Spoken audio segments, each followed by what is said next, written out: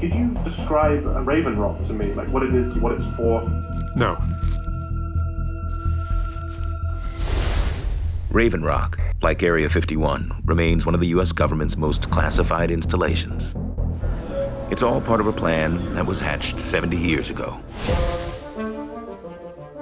In the 1950s, the government came up with plans for a deep underground command center where the president and, a few hundred staff members not only could take shelter, but also could direct a nuclear war.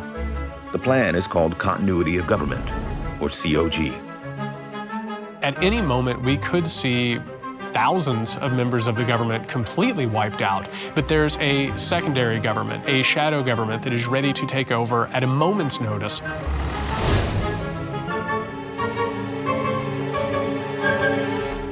Raven Rock is an underground backup Pentagon. It's the most unbelievable place you can imagine. You're 768 feet below the surface.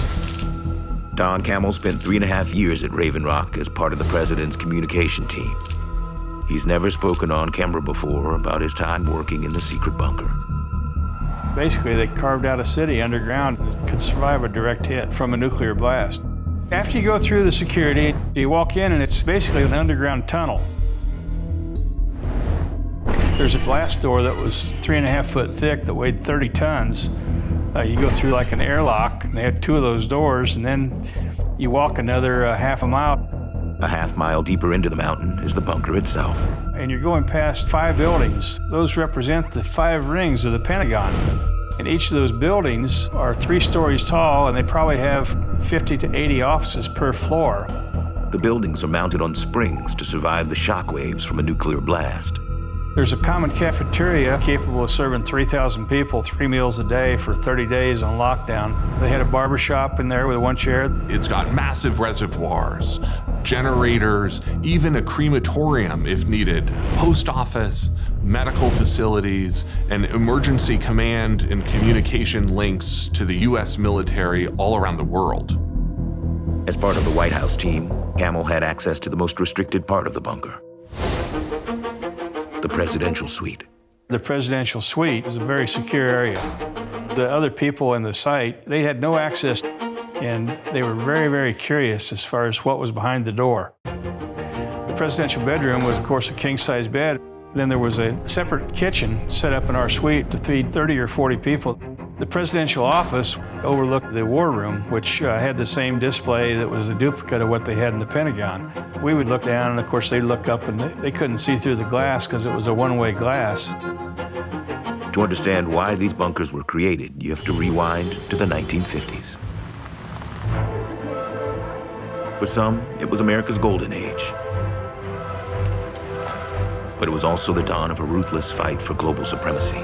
The United States and the Soviet Union stand on the verge of direct military confrontation, in which both sides built up an arsenal of spectacularly powerful weapons that meant the next World War would not last years, but minutes. There might be as little as 15 minutes notice of an attack that could wipe out much of civilization as we know it. And so the Eisenhower administration began an elaborate process of contingency planning. And if we only had a few minutes, then they didn't want to have any sort of layers of review or approval that would slow down the process of responding to a major emergency. To avoid mass panic, the U.S. government had created a nationwide civil defense program. We all know the atomic bomb is very dangerous. Since it may be used against us, we must get ready for it. Growing up in the 1950s, there were fallout shelters, places where you would go if the nuclear war occurred. And in those fallout shelters, there was water, there were prescription drugs. And the notion really was that you could go there and survive.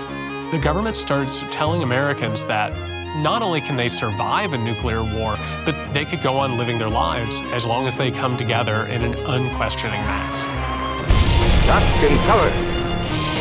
This family knows that even a thin cloth helps protect them. Even a newspaper can save you from a bad burn. But while the public was being told to build shelters and duck under their desks, the government elite were going to hide under tons of rock and reinforced concrete. There was an awareness at the highest level of the American government that these civil defense drills were really window dressing.